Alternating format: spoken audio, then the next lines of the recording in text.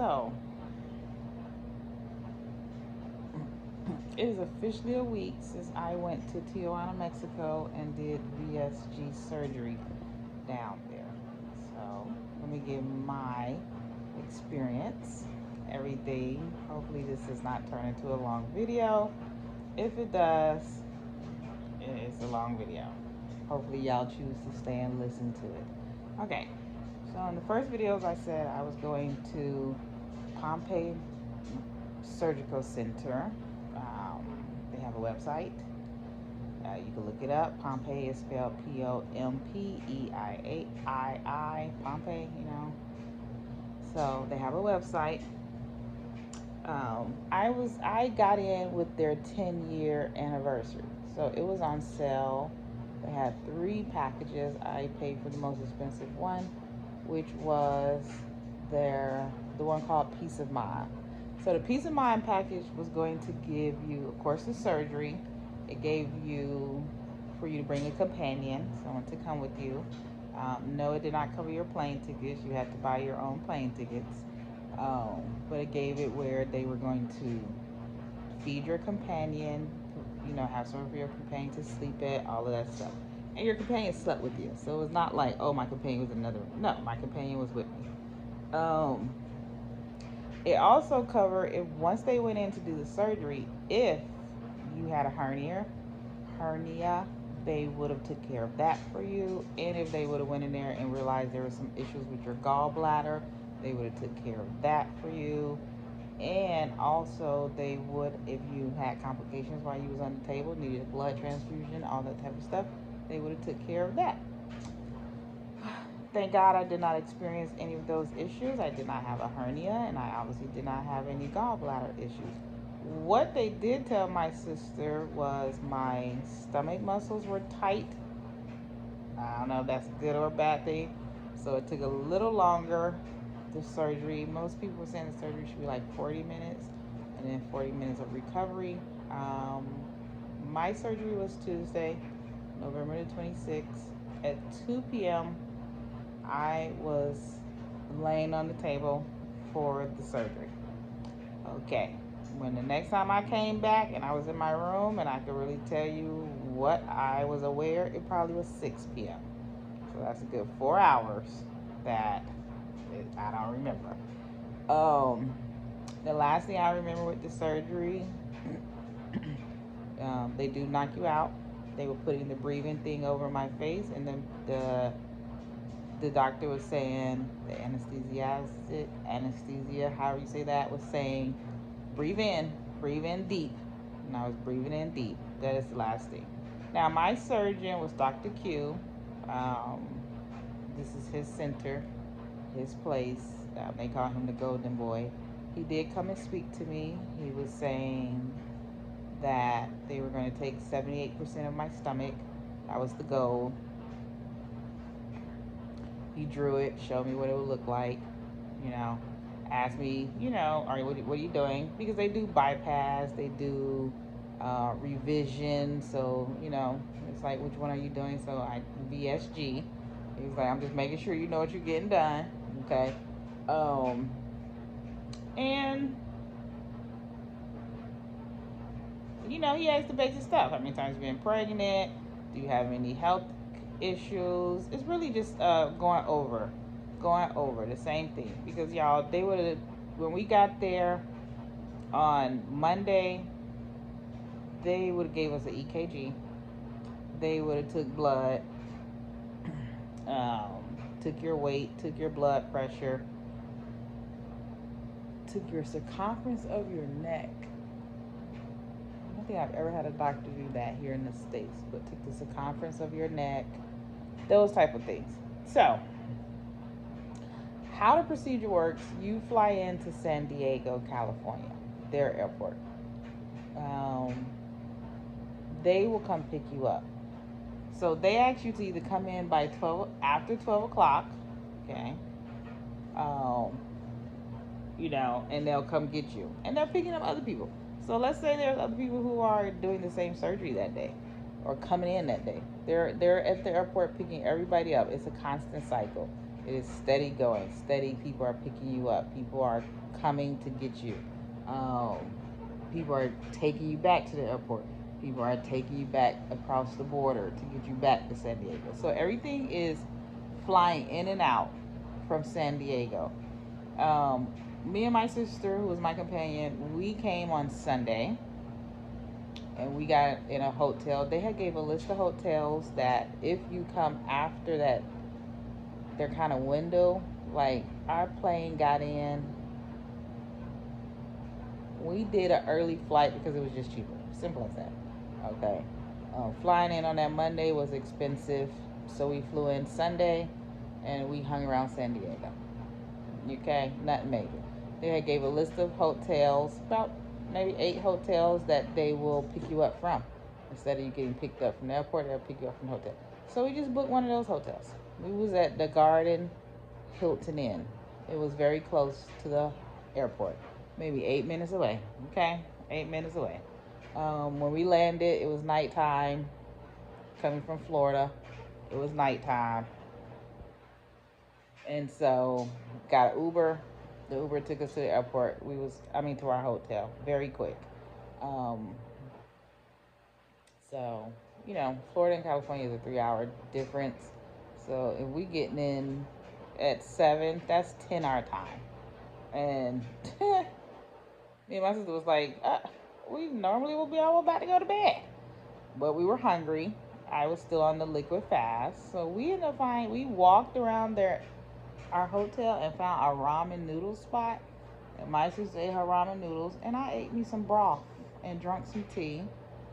That's basically what I was already eating. And we went back to the hotel and went to bed. They came and picked us up like 12 o'clock that afternoon, and they drove us across the border. Okay.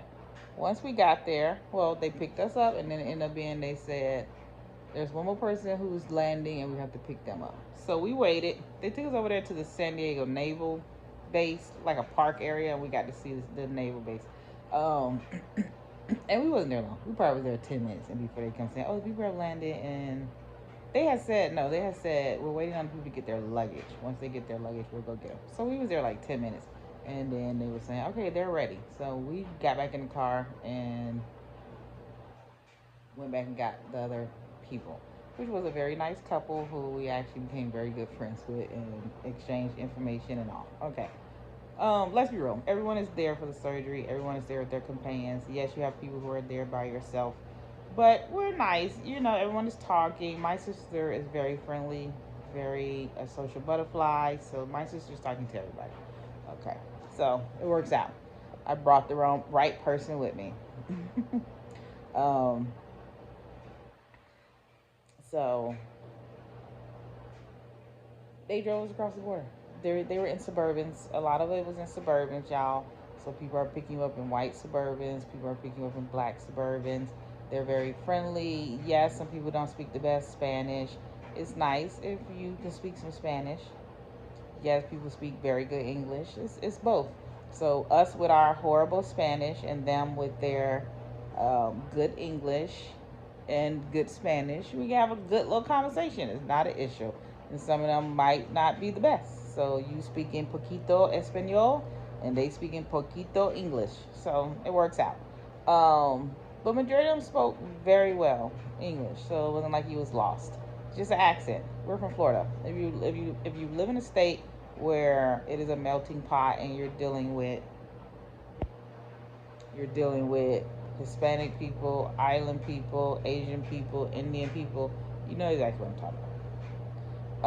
So it was no issues for us. I'm from Florida, and I'm from Miami, Florida, and I currently live in Fort Lauderdale. So if you're from this area, then you know exactly. Okay, I walk into establishments, people speak Spanish to me, and they assume I know Spanish. I give people my name, and instantly it's the Hispanic way of pronouncing it, not the English. So it's what it is. And that's what they were doing. So my name is Eunice, and the Hispanic way of pronouncing it is Eunice. So I was Eunice pretty much the whole trip. Okay, it's not the end of the world. I've heard it all my life. So like I said, they picked us up. Monday from our airport. We swung back around, picked up another couple. They were from Louisiana, the other couple, so I'll let you know, and they took us across the border. Going across the border was easy. They just rolled the windows down. You saw the welcome to Tijuana sign. They were like, oh, we just rolled the windows down. No one stopped us. No one asked for any ID. Nothing. We just drove across the border. That was it. The dude was like, don't take no pictures. The military is adamant about that. But other than that, yeah. Okay. So we went across the border. Anyways, they took us instantly to the surgical center where we would have the surgical, and that's where we did all the paperwork. It was probably like 40 pages of paperwork. Shit, might even been 50. You had to initial everything, sign off on everything, agree to this is what you're doing. In the mix of doing this paperwork, they're taking your weight, getting your blood pressure, the circumference of your neck. They're pulling your blood, going to do your EKG. I had complications because I had told the man that I had took 1,000 milligrams to 500 milligrams of some ibuprofen. And he was like, ibuprofen is a blood thinner. You cannot take that. I'm about to go do this surgery. And he was like, we will have to postpone your surgery if you just took some 1,000 ibuprofen. Now, as a plus size person, there's aches and pains. So I'm taking medicine for my aches and pains. My back be hurting, my hip be hurting, my foot hurts. So that's kind of have been the norm, to just pop me 2 little in the morning, pop me 2 little 500 milligrams of some pain reliever. Okay. Well, I carry my pills in a pill case. When the man went to saying, I need to see these pills, I need to see the bottle, I need to see the pills, I was like, I don't have the bottle, I just have the pills. Well, when I got the pill, and it was from Target, and it was the last 4. Okay, so I threw the bottle away. The bottle was in Florida. Because he wasn't saying, can you go to Florida? Can someone go to your house and get it? No, someone can't go to my house. So I threw it away. It's in the garbage. The plus was, y'all, there was writing on the pills. When he was able to look it up, and he was like, it's okay. It's Tylenol. It was like, if you would have been taking ibuprofen, we would not have been able to do your thing. It was the Tylenols. So he was like, you're good. Okay, fabulous. So I paid, and once we were done with all that, they drove us about 20-30 minutes to an area. By then we were there with, they had told us only 4 people came in that day to do the surgery. So these are kind of the 4 people who you're linking up with, staying around, they might be in the room with you, all of that stuff. So they had said,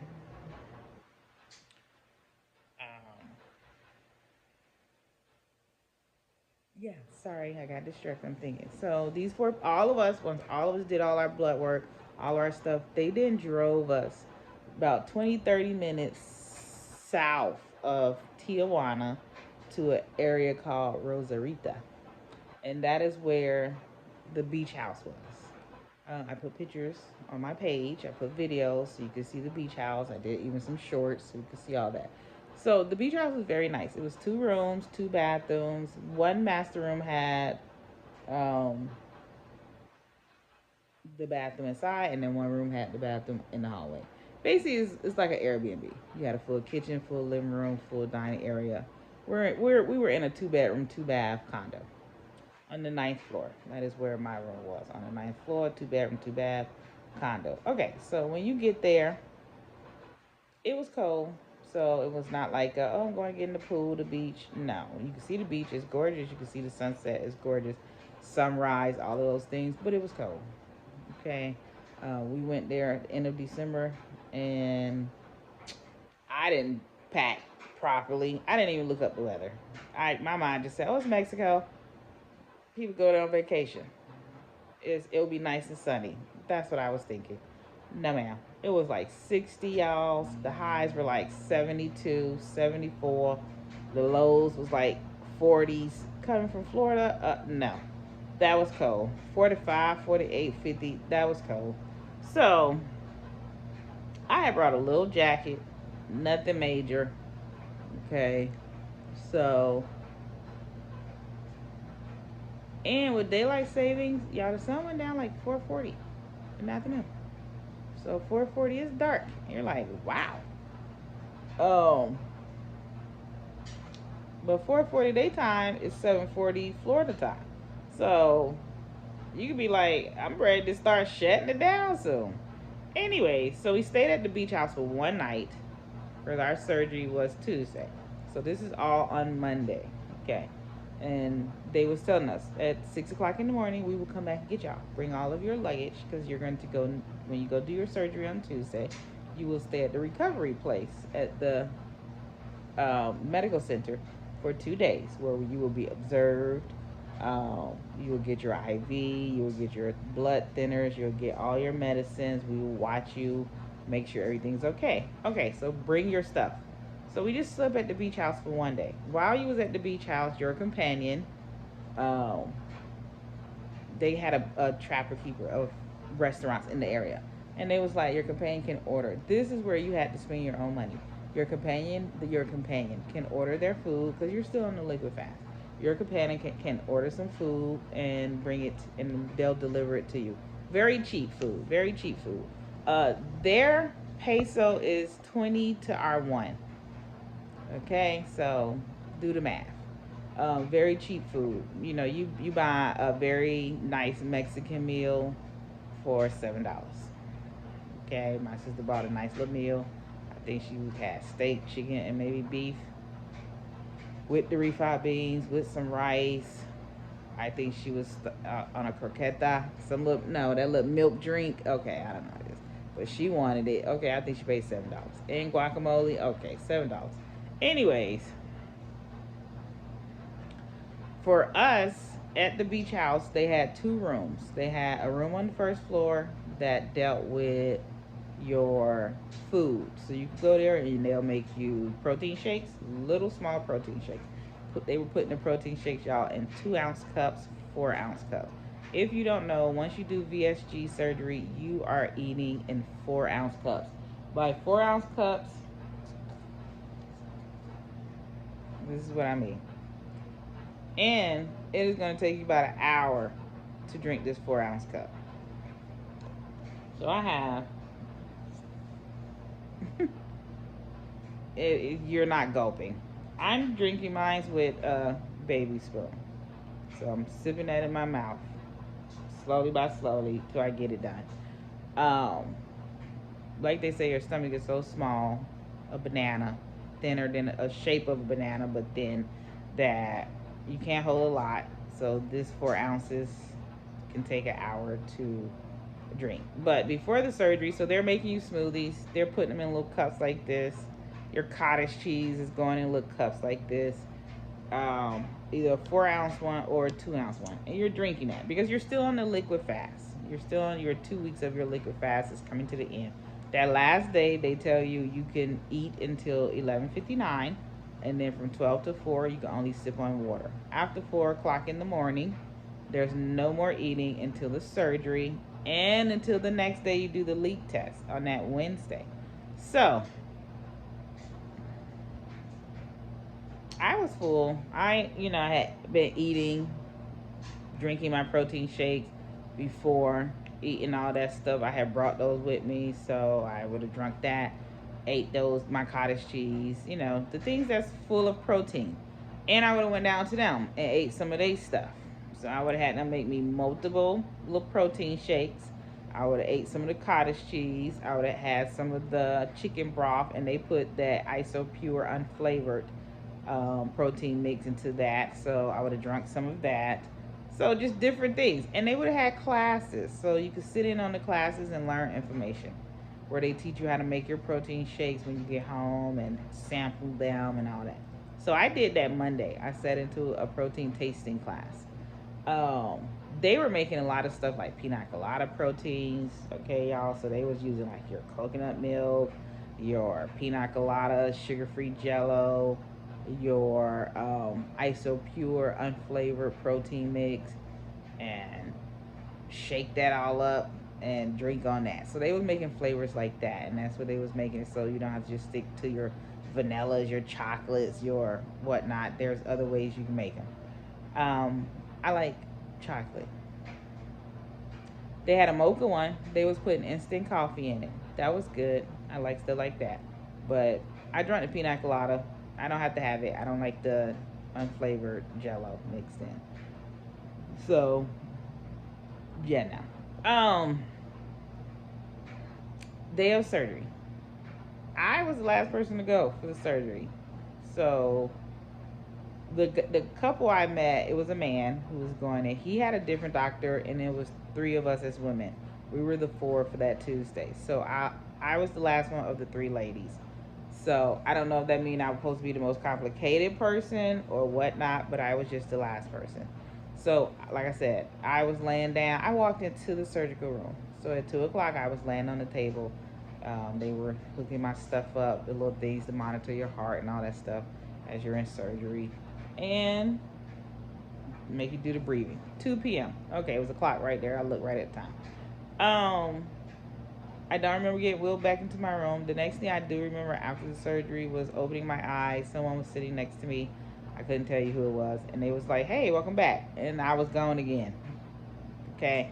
So that's all I remember. And then the next thing I remember, I woke up in my bed where my sister was there. And it was, like I said, probably 6 o'clock.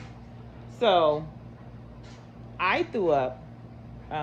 They talk about this gas that you got to get this gas off you. That is gas in you. Okay, let me tell y'all. This was my first surgery ever. I've only had one child. I had her vaginal, so it was no C-section. I could only compare this to being pregnant. And when when you're pregnant, you eat and the food seems like it don't go down. It just sits on your chest and you're just miserable. That's the only thing I can compare it to. And for me, I am not a burper. I am not a lady who burp. Even pregnant, I struggled to burp. What worked for me when I was pregnant, I eventually ate a pineapple. I would go to Publix and buy pineapples every day. And something about that acidic made me burp. You cannot have acidic after the surgery. Too harsh for your stomach. So they would be like, just walk, walk, walk. You have to walk. You have to walk. So they wanted you every hour to get up and walk for 10 minutes. Every hour. So you got your IV, you pulling that with you, you in your hospital gowns, you got on your blood, your compression socks, and you're walking the halls. You're walking the halls of the little medical center. So I was on the third floor. So you just walk in the third floor halls. A couple times I went to the second floor. That's where the companion food was, where they had food for them. Sodas, jello, water, little turkey sandwiches, things like that. So coffee. We'll walk down there for my sister to get this stuff. But everybody else was walking the hall and they just burping away. Farting and burping. Let's be real. I didn't do none of that. None of that. I threw up. That's what I did. I threw up. I probably threw up like 3-4 times. The first 3 times it was blood. It was blood. It was blood and foamy spit. That's the best I got for you. That I threw that up. And that moved that gas down. That moved the gas down for me. That was the first day. The last time I threw up, it was nothing but foamy spit. So that took the gas from like high up on my chest to just in my stomach. And I just walked. I walked. I slept propped up. You're there 2 days. So you're there that Tuesday, you're there that Wednesday. You're leaving basically that Thursday to go back to the beach house because you have new people who gonna get this surgery. And so you just walked. I never was burping. I never, y'all. Eventually, somewhere in there, you do. Oh, okay. So on Wednesday, you go do a leak test. So you're not eating. There's nowhere in here you're eating. You do that surgery. You wake up. You're walking. You're not thinking about eating. They're giving you IV. That's the fluids in your body.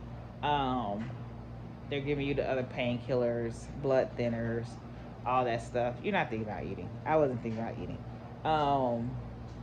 So on Wednesday you go do leak test. Leak test. So we had to all get in the car. Our companions didn't come with us. We had to all get into a big, I'm gonna say a jitney. That's what I would call it. A big, you know, truck that would commute, move everybody to one location. It was not a Suburban. It's a jitney. It's a bus like type of van. Okay. And we go there and we went in two at a time, and you drunk this liquid stuff, disgusting. Best way to describe it. Some liquid, you drunk half of it. They did an x-ray of your stomach to make sure there was no leakage. You drunk the other half. They turned a little bit to the side. They finished it off. Okay. That was the leak test. They tell everybody in the little group, Facebook group, say bring some Listerine strips that you could put in your mouth to kill that taste, because you can't eat. Once you get back to the medical center, that is when they're going to bring you some food.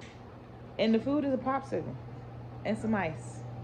So after eating for the last time Monday night at 12 o'clock, it is now Wednesday, maybe 12 o'clock in the afternoon. And the first thing you're getting is a popsicle and some ice. And, you know, if your mouth is dry, the most they told you was just get some water and swish it around. Since I had threw up and I had a blood taste in my mouth, oh my God, I was getting water and swishing it around, trying to get that blood taste out my mouth. That was disgusting, y'all. Now, I thought that something was wrong with the throwing up. My nurse said that's normal. You just did surgery on your stomach. So, yes, there's blood in there. When the doctor came and spoke to me and I told him I threw up, he was like, that's not that normal. How much blood was it? That's what he wanted to know. We was like, well, I threw up 3 times. They had a little throw up thing. And I was like, we were throwing up chunks of blood. Like, that's what I can say. And when I say chunks, it was like the size of a quarter. Like that. That would be the sizes of it coming out. Now, it didn't feel that way. It was liquid coming out mixed with the spit and all. But it was a quarter. 50-cent piece. So the blood taste was in my mouth. And they did like hit your back, y'all. They did like a cupping motion and hit your. It was like they were burping you. They were burping me to try to get me to burp, try to get that to come up out of me. That blood, the spit, the gas. It wasn't helping. So I just walked.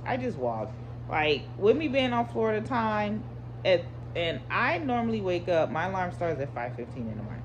So at like 3:45 their time, y'all, I was woke. I was up. I was walking the halls trying to get this gas to do something. Eventually, that Thursday that we were going to leave to go back to the beach house, I ended up going to the bathroom. I ended up having diarrhea, which they wanted you.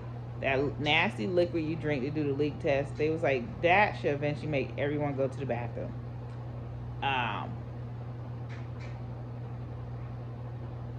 I ended up having diarrhea. That helped because you're farting. That's when I eventually farted.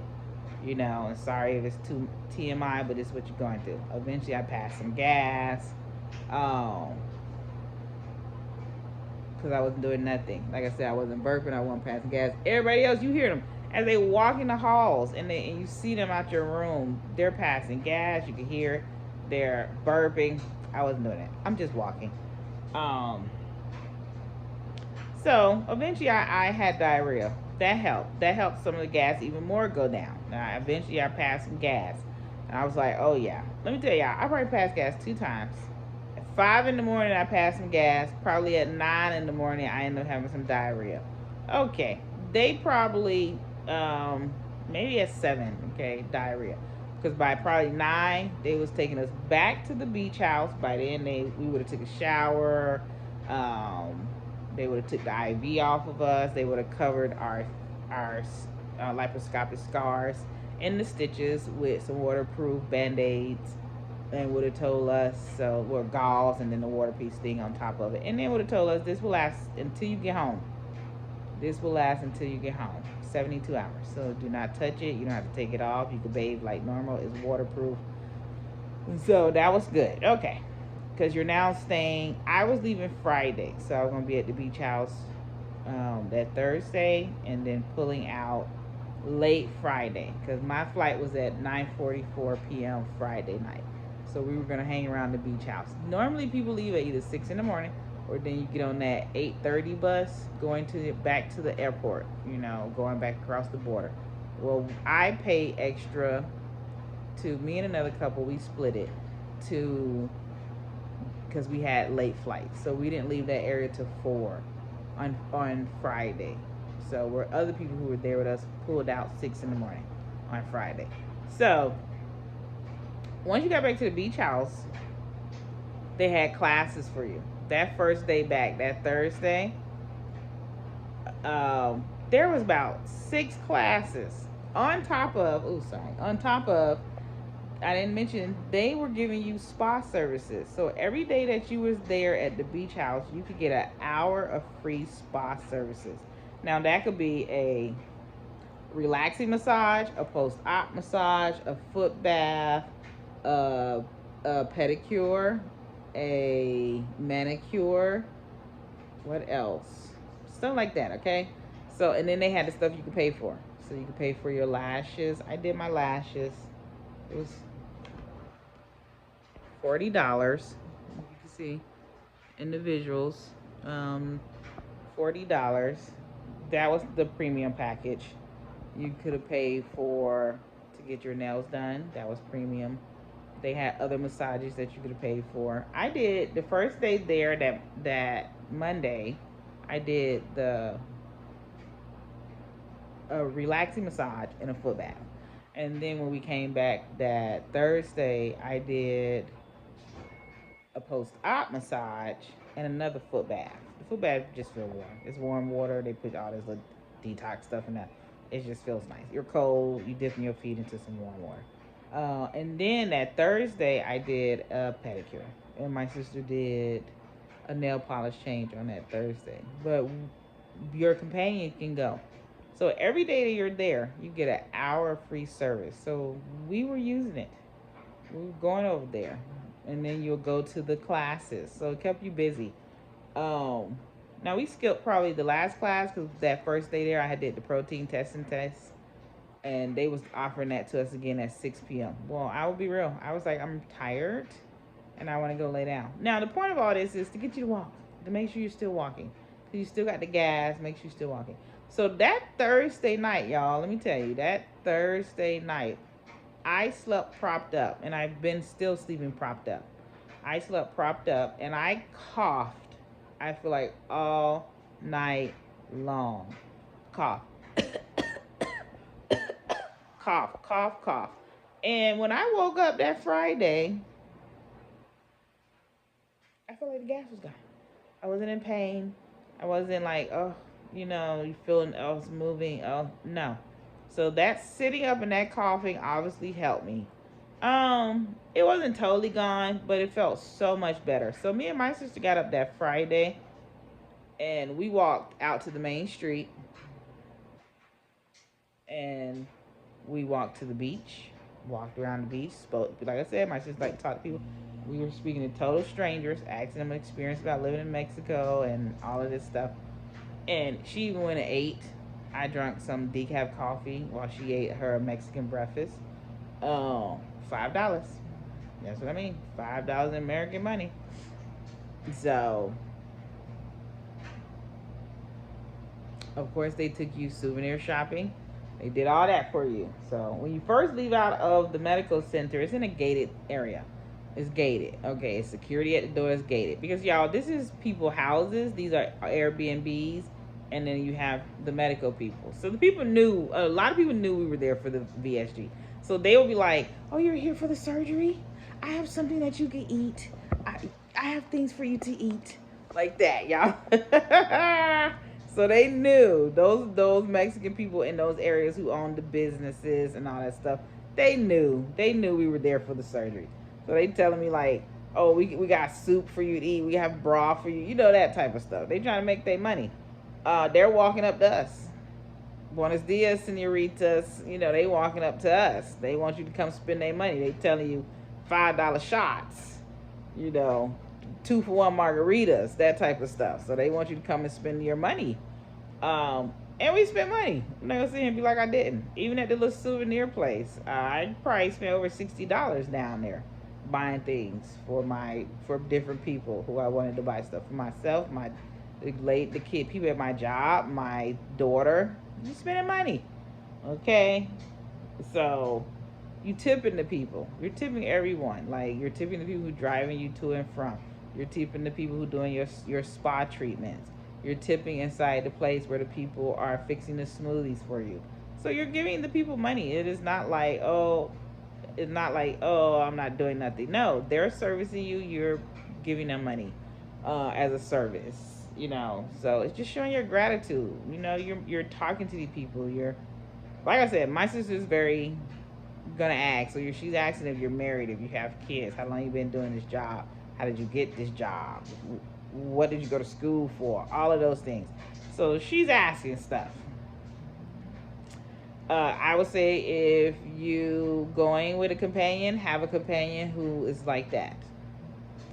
So if you got the person who quiet and they don't ask nothing unless they're really your support system, leave them at home. But if you have that person who's going to be talking, who's going to ask things, who's going to jump in, who's going to be wanting to know, how does this work, how does that, recording videos, so she got it too, it could ask you questions, how's this going. That was my sister. And so on Friday, y'all, like I said, we stood around till 4 o'clock. We went to the spa. We walked to the beach. We walked out to the main road. All of this was helping with the gas. So even though I did all that coughing, I woke up Friday feeling so much better. At certain times, I realized when I sat down, it hurt. And in this time period, I need you to understand something. I am not thinking about food. Even sitting there watching my sister eat her Mexican breakfast, it smelled good. I didn't want no food. The way my stomach felt, I could care less about some food. Okay? So, I want to go back to the gas. The gas. I don't know how to describe that. Yeah, I don't know how to describe it. It's just your stomach. They tapped on my stomach at one point, y'all, and it was hollow like when you tap on a cantaloupe. So just full of air. And it's not in your digestive tract. It is not like, oh, it's in it's in your intestines. It's in your stomach. It's something they do to, like, when you're doing surgery. So the drainage, pulling the drainage felt weird. That felt weird. It was quick. They pulled it very quick, but your stomach, to me, reflex. That's the best way to describe it. It was like a reflex on your stomach. That's the best way to describe it. It felt weird. Some people struggled after that was pulled. The couple I was with, the man who I was with, he said he threw up after that. He was like, he didn't feel good, and he said he asked them to give him some medicine to help him sleep. I didn't do any of that. I didn't even think about some medicine to help me sleep. I wanted to be up and walking and to get the gas off me. So I was doing that. I was doing my breathing treatment that they ask you to do. You know, blow out. You should be moving the 3 balls up. It was a struggle. It still is a struggle. But I could get the 3 balls up, and you're doing that 10 times every hour. So you're walking for 10 minutes every hour. You're doing the breathing treatment, 10 times of blowing every hour. So you're busy. And, if you've ever been to the hospital, you don't get no rest because someone is always in there bothering you. Somebody's always in there checking your, when one nurse leaves and the next nurse comes, they're now going to take your blood pressure. They're now going to take your temperature. They're now going to check your IVs. They're now going to check your pain medicine. They're now, how are you feeling? Do you need anything? Do this. That's round the clock. Okay. For the 2 days you're there, that is round the clock. They put some compressing things on your legs, and they hooked you up to a machine, and it was squeezing your legs. That's to prevent blood clots, all of that. So it's just, a lot was happening. A lot. But then we flew back Friday. I did a late night flight. That was wonderful. I did get a wheelchair. That made it where I got on the plane. One of the first group of people on the plane. It was me and an older lady in a wheelchair. I didn't care. I got the wheelchair. As soon as we got to JetBlue, can I get a wheelchair? They wheeled me through TSA. They wheeled me to my gate. They wheeled me onto the plane. It was wonderful. Okay, so it was no pressure. I was able to get in there, sit down, get comfortable, and my companion was able to come with me. Get comfortable, sit down, and then everybody else was on the plane. It was wonderful. Once we got off the plane, they wheeled us off the plane, wheeled us to where we was getting picked up at, all the way down there to ground transportation. That was wonderful too. So it worked totally out. I would recommend, if you have weight loss surgery and you want to go to this place, go. It was nice. They were friendly. They do dental work. If you wanted to go get your teeth cleaned, they do Botox. They do not do lipo, but lipo is close by. In that medical center, there was some lipo on the first floor. So they got plenty of options. I'm sure they probably could recommend a good lipo place if you needed that. But that was my experience. Again, like I said, I was hoping it won't be a long video, but it is. But that was my experience going to Pompeii Surgical Center in Tijuana, Mexico. It was wonderful. If anybody ever was to ask me, I would go as a companion, and I will recommend this place to people. Okay, y'all, have a good day. This was long enough. I hope you enjoyed this video. If you have any questions, put it in the comment below, and I would love to answer them, and I would love to interact with y'all. Have a good day. Bye.